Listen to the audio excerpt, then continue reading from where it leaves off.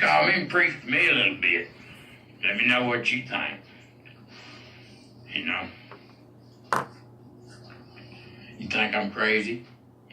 Because if I don't quit preaching on the radio, they're going to come get me and take me away. That's what I worry about. I worry about those cops banging on the door again, taking the rest of my stuff. I know they took all my money when they took my guns, because I had like $25,000 on the table. I had $15,000 in my pocket when they arrested me, because I crammed it in there because I had too much on the table, and I knew I was going to jail by the way they came. When a SWAT team comes to get you, you can figure you're going to jail. Just because I pissed off a dispatcher. I called 911 and sent a SWAT team to get me, so, there you go.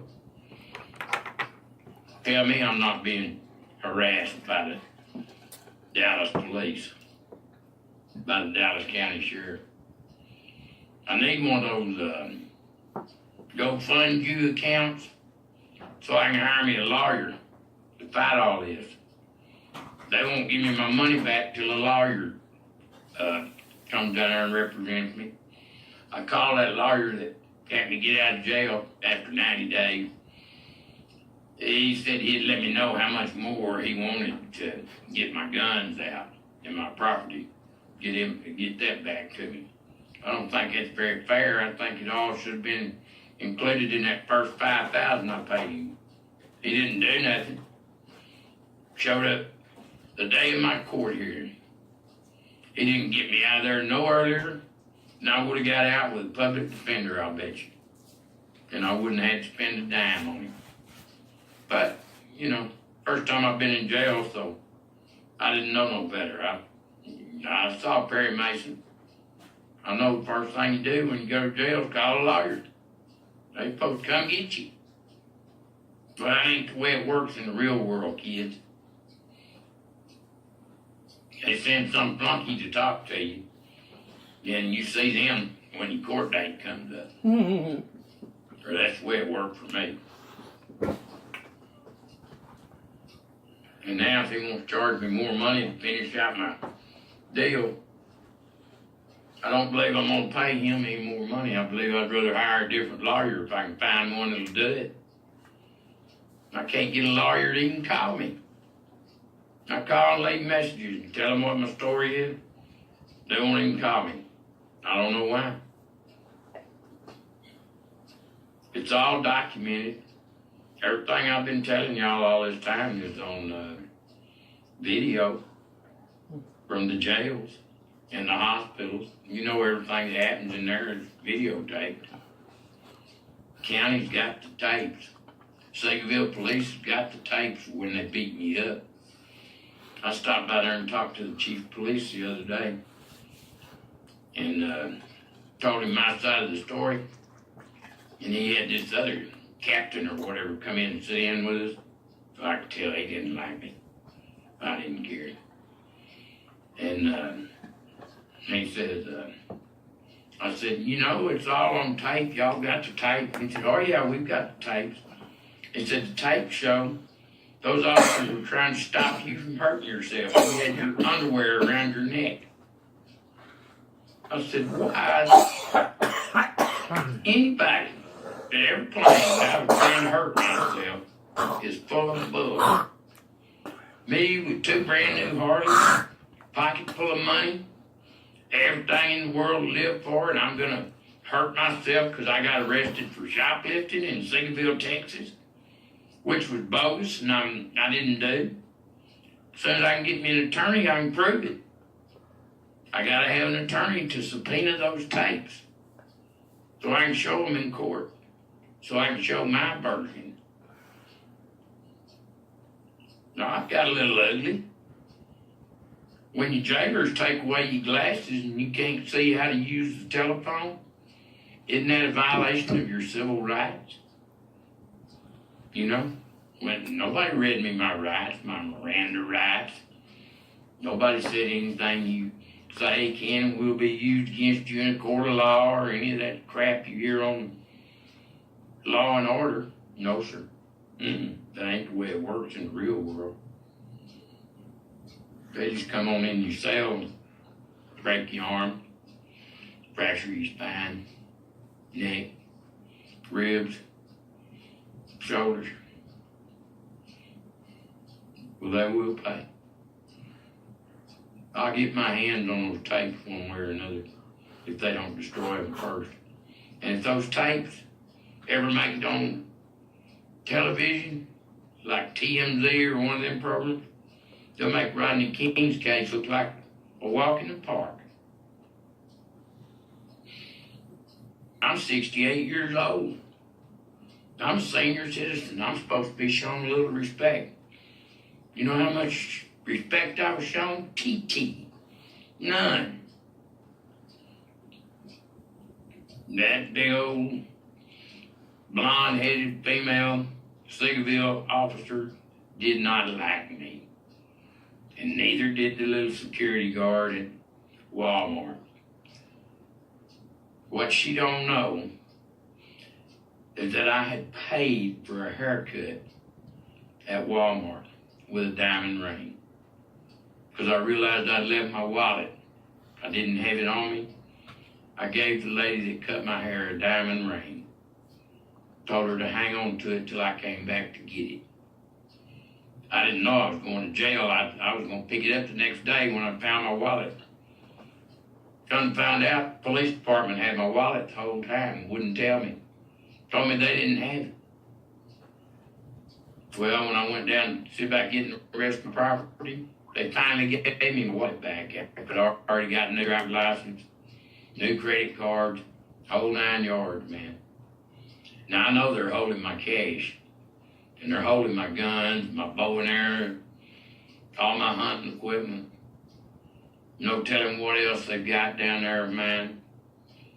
I can't even really tell what's missing. All the Sonny stuff was everywhere when I got out and came home. It was a mess. I'm about to get it straightened out where I can live here now. I did let Sonny take my little dog. I wished I had him back. But I know he's happy there with her. Because I can't sit around here and play with dogs all the time. I'm going to California as soon as I can afford it. Go out there and try to get on a game show or ride my motorcycle on the beach or try to get an agent and see if I can maybe get into commercials or maybe even get a part in a movie or something. I don't know, that'd be kind of fun. 68 years old, I'm not a bad looking guy. Could be the world's most interesting man, who knows?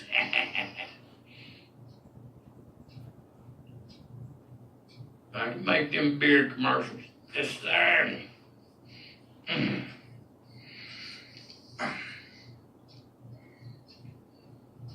I think that kind of pays pretty good too. I don't know. It's been a long time since I knew anything about it. I did have a stuntman union card though. Me and my wife both, Joan, had a card and I had one. We had to get them to make a TV commercial for Ford, where we drove our car hauling trucks real fast and real close together. Well, we had to join the stuntman union, or they wasn't going to let us drive them. They was going to have somebody else drive them. We said no. They tried to put me in rehab, and I said no. Try, baby. Don't need it. Ain't never been addicted to nothing in my life except cornbread, ice cream, peanut butter.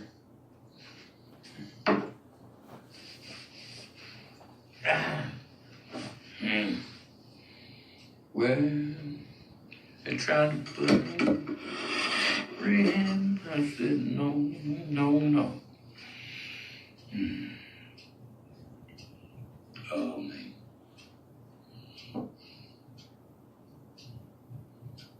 I'll be glad if my body ever loosens back up. I doubt if it will, though. I was pretty energetic when they beat me down before I went to jail. I had a pretty good grip on things, man. I was even thinking about making my own documentary film here in Dallas, about buying me a new Harley and wanting to take it on the road and do some preaching and stuff. That's what God wants me to do. Get on that Harley, pack it up, and just leave Dallas and ride that Harley Davidson and tell everybody that stops me and talks to me my story of Dallas and how I was treated by the officials.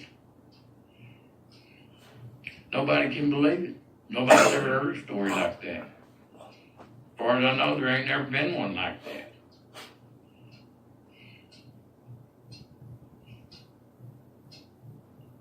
My story is kind of unique, I believe. I think they're trying to classify me there with David Koresh or somebody like that. A religious zealot, a dangerous gun nut. Well, I'm not. I only bought them guns starting in, January of this year. I bought $4,000 worth of guns in one day because they was giving me an excellent deal, man. Good prices on them. I loaded up $4,000 worth of shotguns and pistols and brought them home with me. Yes, sir. I was going to resell them bastards. Make a little money on the deal. That's how I wanted to make a living for a while, Maybe go to Canton first Monday and sell them down there. Maybe go to a gun show and sell them. Or just sell them as an individual because I don't have a license. I'm not a licensed gun dealer. I don't know how hard it would be to get one, but I'm going to be a licensed gun toter as soon as I send the paperwork into the state, because I took my concealed and carry permit. But I may have to get that Class A misdemeanor off my record. Was 3 felonies. And the judge knocked it down to a Class A misdemeanor. But they were telling me over at that gun class that with a Class A misdemeanor, I cannot get a permit to carry a gun. Well, I went ahead and took the class anyway. Maybe if I get busted carrying it, because I'm going to carry it. Self-defense. I can't fight like I used to. I can't run like I used to. About all I can do is shoot like a son of a bitch, because I can still knock the eyes out of a sparrow. Yes, sir. I went down to take the shooting portion of my concealed carry test, and I shot 243 out of 250. That ain't bad for old man. And that was with a, what do you call them? A Glock, 9mm. Yeah, 20 rounds. We must have one of those. That's a good shooting little pistol. And with 20 rounds, you can do some damage. This little 380 I carry, well, it's only got 6 rounds. Of course, in close. That's going to be the only way I use it, is if somebody tries to rob me or steal my motorcycle or beat me up on the side of the road.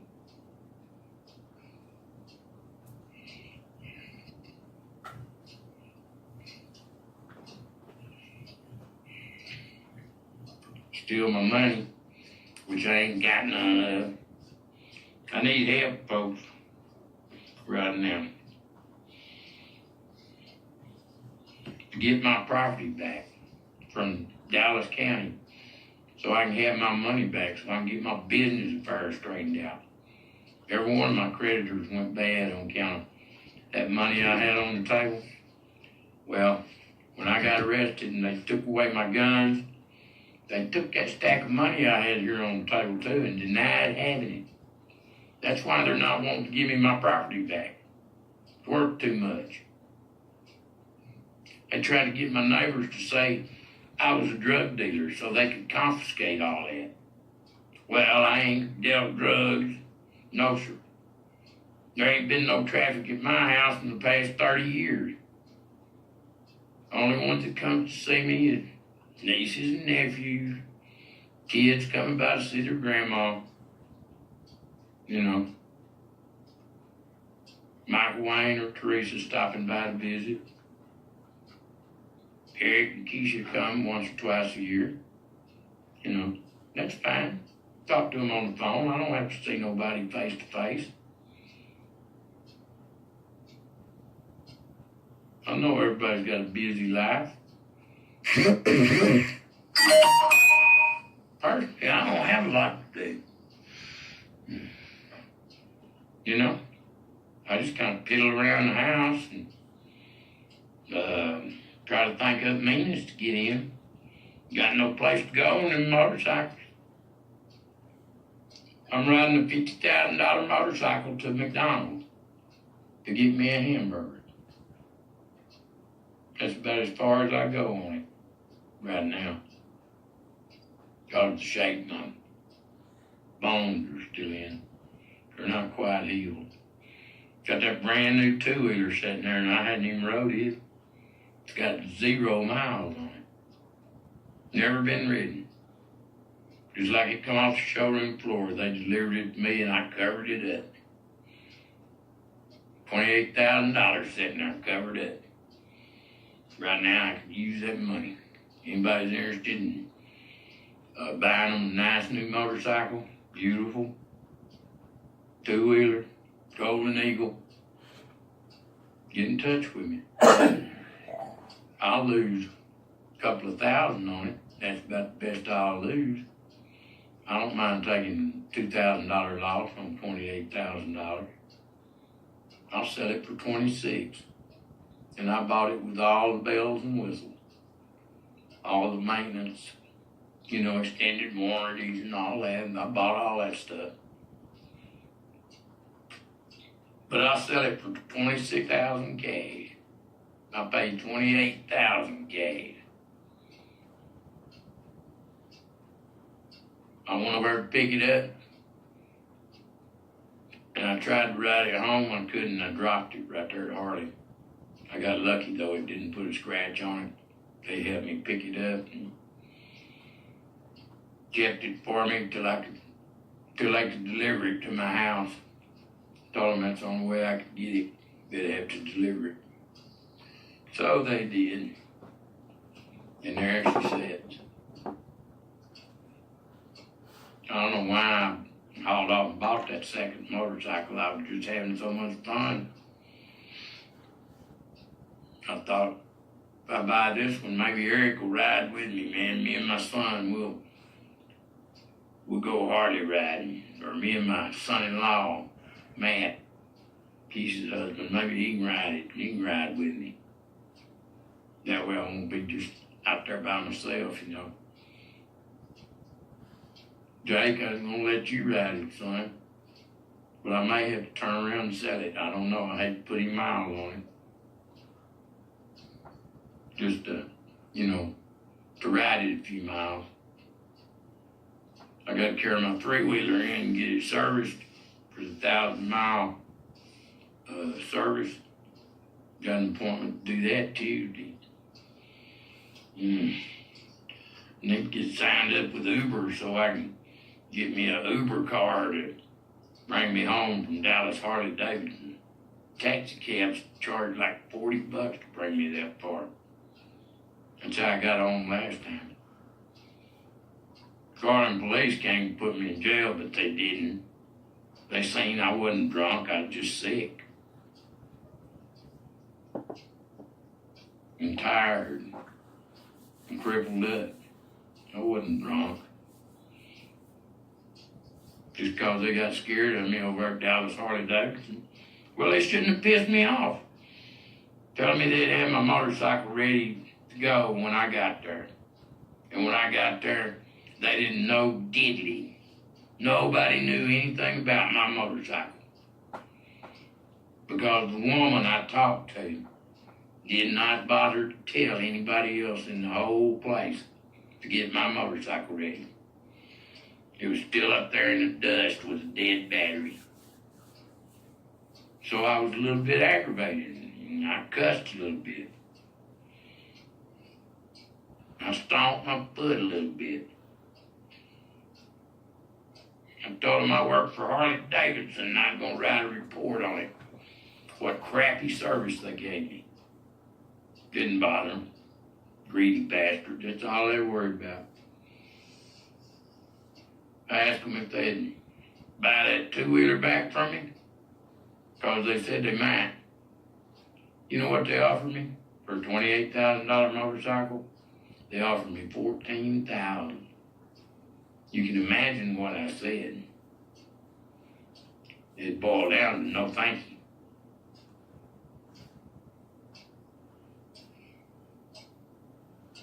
But I keep it and use it for a paperweight. You know? I'll keep it and let my friends ride it when they come over and I want to go for a ride.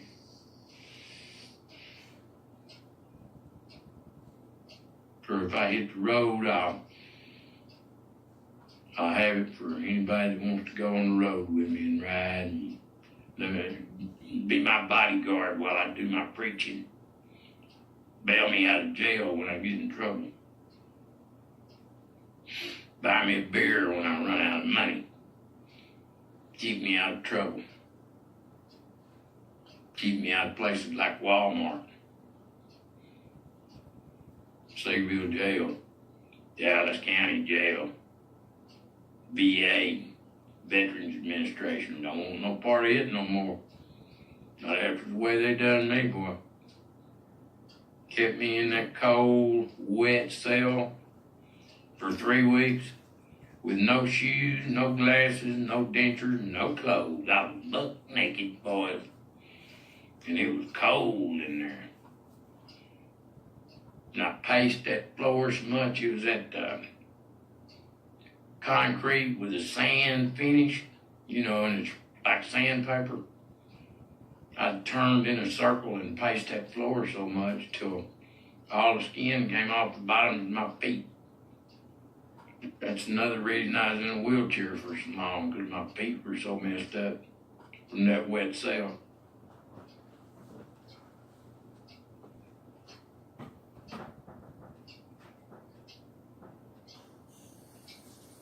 Yes, sir, I danced into the Seagoville jail. I was laughing.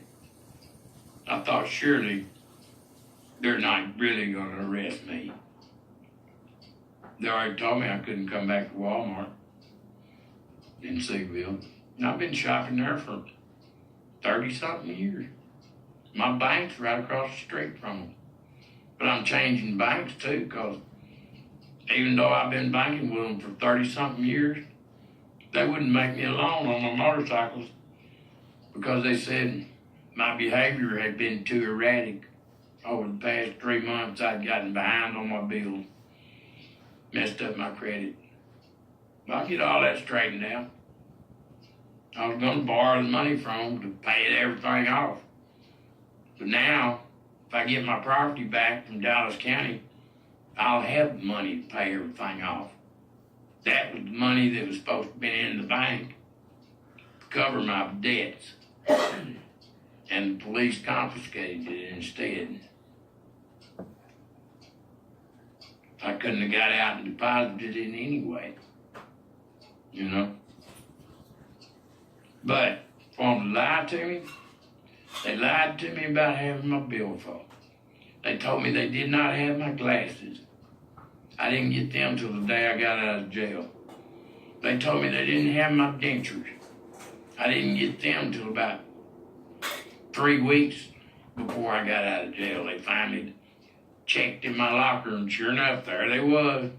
All this time I'd have been having to eat whatever they fed me with no teeth. So you can imagine what shape my stomach was in.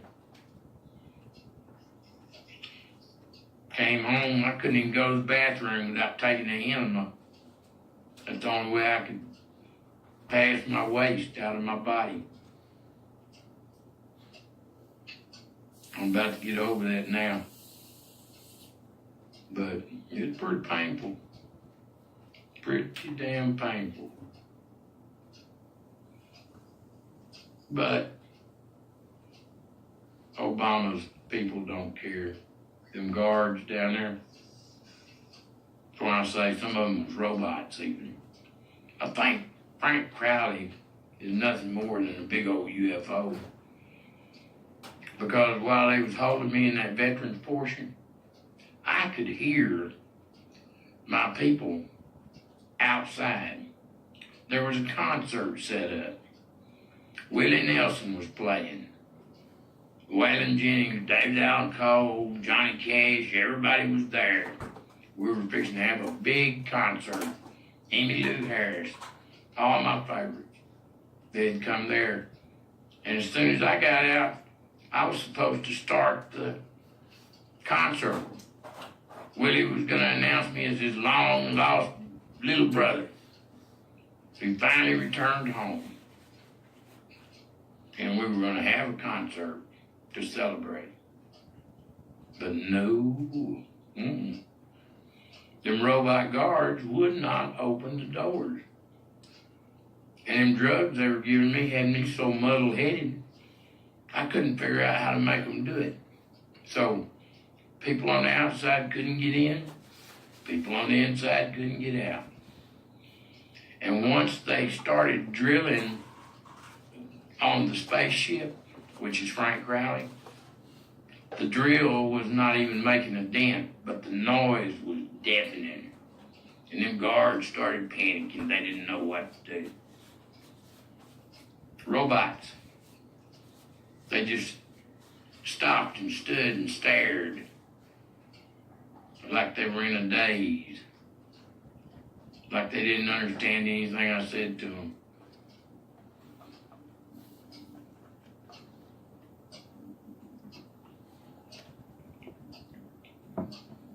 So that's when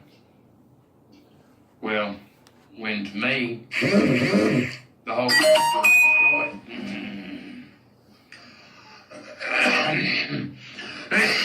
In one night, all us white folks got together and we destroyed everything on the planet that wasn't white. Japanese, Chinese, Muslims. If you wasn't white, you couldn't stay, because this is a white man's world. God gave it to us. God's white, by the way. He's Hank Williams. He's a country music fan. He wrote every song we've ever heard. He wrote every book you've ever read, every comic book you've ever seen, every television program you've ever watched.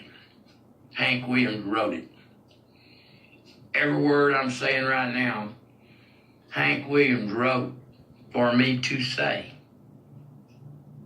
I found that out while I was in the veterans portion, because he gave me certain things I had to say in order to try to get out of there. I had to ask for a cup of coffee and a cigarette. Well, nobody would give me one. If they had them, the whole destroy the world scenario would have come to a screeching halt, and it never would have happened. But they wouldn't. So it did happen. And then Hank Williams let me come back to Earth. Instead of dying like I had to before and leaving, I got to come back. I got to come back and be Gary Hedden again. But now I've got all this on my mind. I know what I saw while I was in heaven. I saw everybody I've ever seen on this planet. Everybody I ever heard of is alive and well in heaven. They cast off the bonds of this planet, this little blue ball we live on. And they're in heaven with our Father. Everybody who's ever been born on planet Earth is alive right now in heaven and watching us and watching this little game we play down here. All 7 billion. That's how many are on the planet this time. A couple of thousand years ago, it was only 358 million people that had so far been born. But I took that many souls to heaven with me.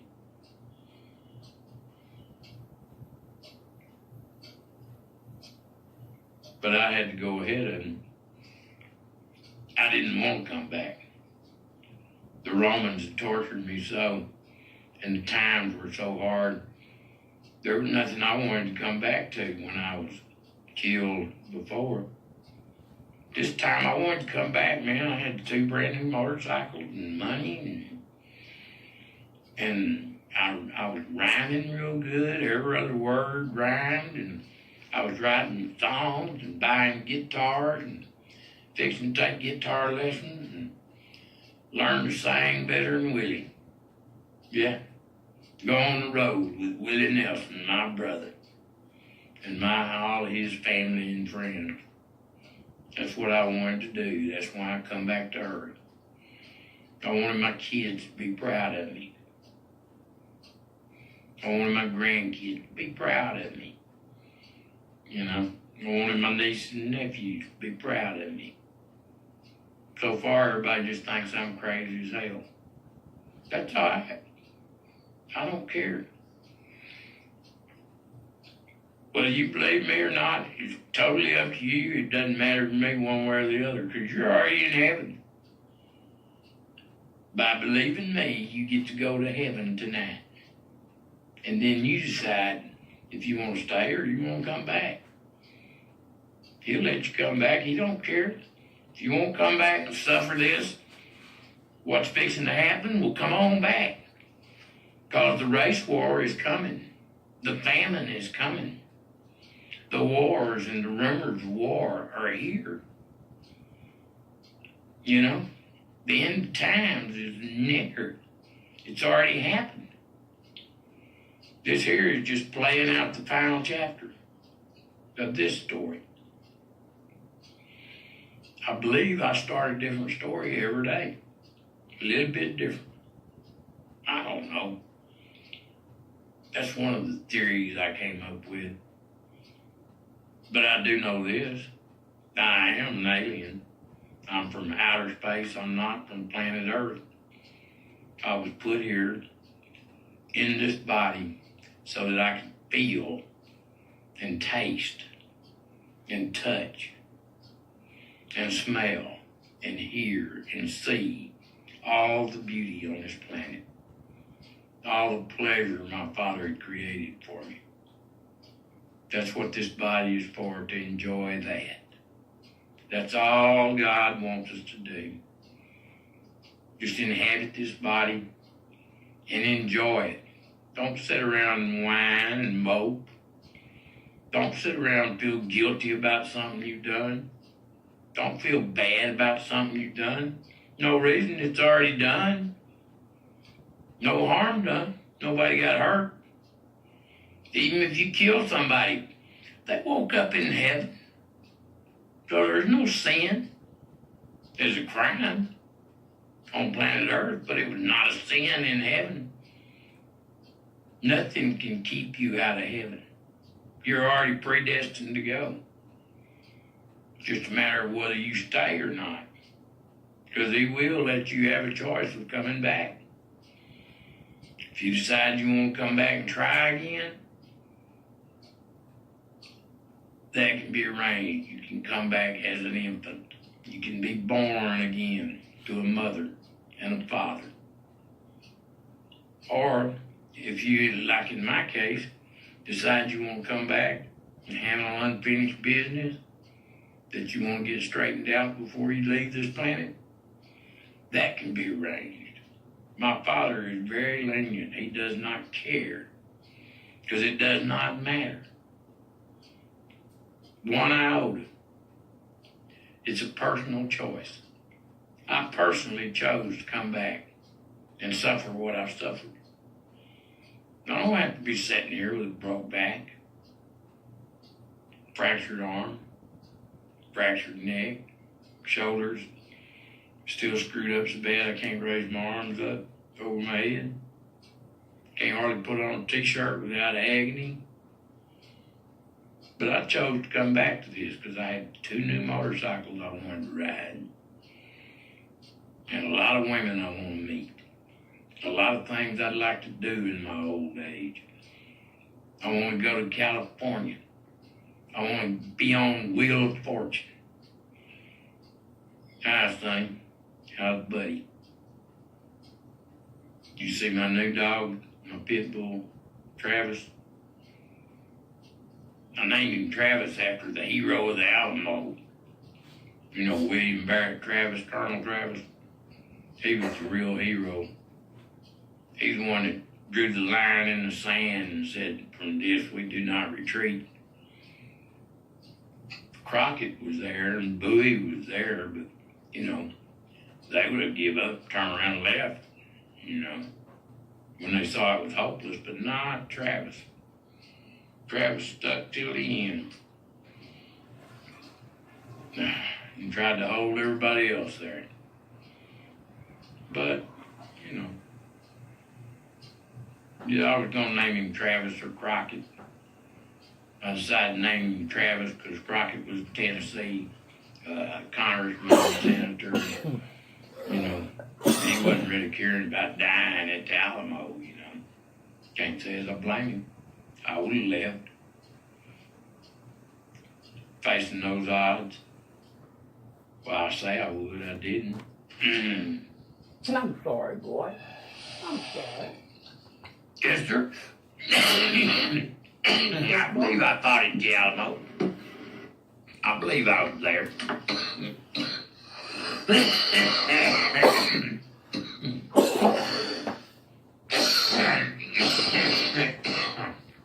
I've done many things that I remember now that I didn't know anything about until I went in jail and had that religious experience, and then God showed me all this stuff. I've lived on this planet for 6,000 years or longer. And I was trapped here as an alien. And God created all that we live in now for my entertainment, my amusement. He created a woman so that I'd have a companion. He told us to be fruitful and multiply, and he gave us paradise to live in. He asked us not to bother the tree of knowledge. But what we do, as soon as his back was turned, as soon as he left, we went over and ate of the tree of knowledge. And we became ashamed of what we had done. God didn't kick me out of the Garden of Eden. I left because I was ashamed of what I'd done. And so I'm the cause of all the misery on the planet. Told you I was the devil. I caused all this heartache and misery. Otherwise, we'd all still be living in the paradise. That's what it will be again. It's what it already is again. We totally cleaned this planet, turned her back into a pristine blue marble, sitting out here in the middle of a vast expanse of universe. Never ends. We never end, and the universe never ends. We are the universe. We are the aliens. We are the gods. We were the mythological gods of the Vikings and the Romans and the Greeks. My father was Zeus. My father was, Jupiter? Yeah. I'm Apollo, maybe. I don't remember. I'm one of those gods, Mercury. One of them, son of God. Son of the head god.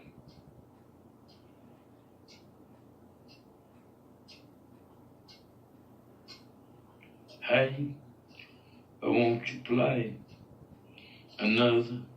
Somebody done somebody wrong song. And if you feel alright, They say, yeah. Got me a rebel flag on the wall, baby. Yeah. Zion came in and saw that boy, his eyes bugged out.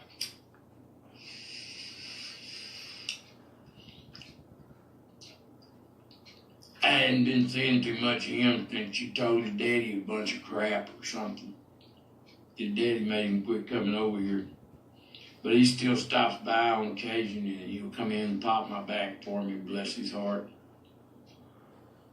Only takes him about 2 minutes, boy, I'll tell you what. He's the only pain relief I get around here.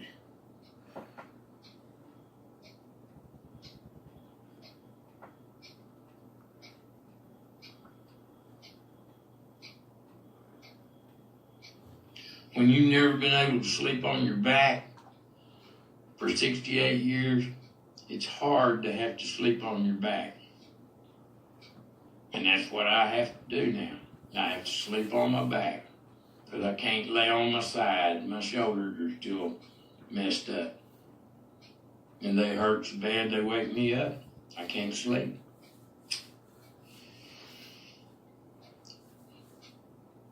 I might sleep 3 or 4 hours, but damn, I wake up hurting so bad I have to take a hot shower, take pain pills. Takes 2 hours to quit hurting. By then, I'm tired and ready to go back to bed. I do this around the clock, 24 hours a day.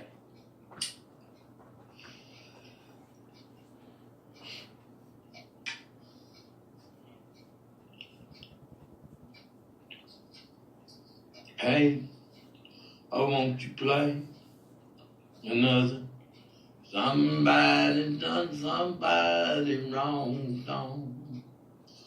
And if it feels alright, give my gun. Artificial placeholders.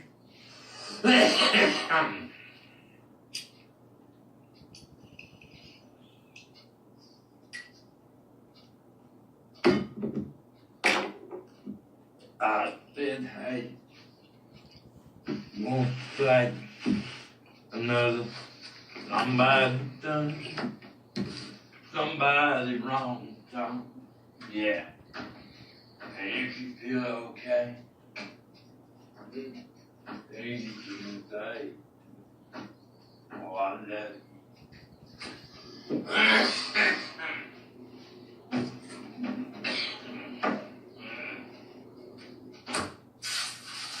Hey Travis, what's happening, boy? What you want? You want something? You can't have nothing else. You've had your supper.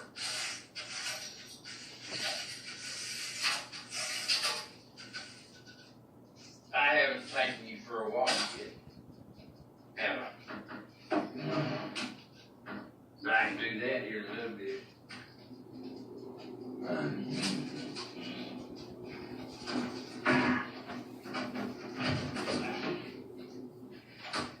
And I said, hey, you there to play?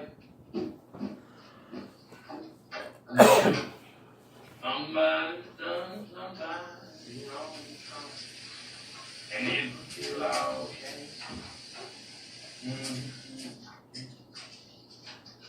God loves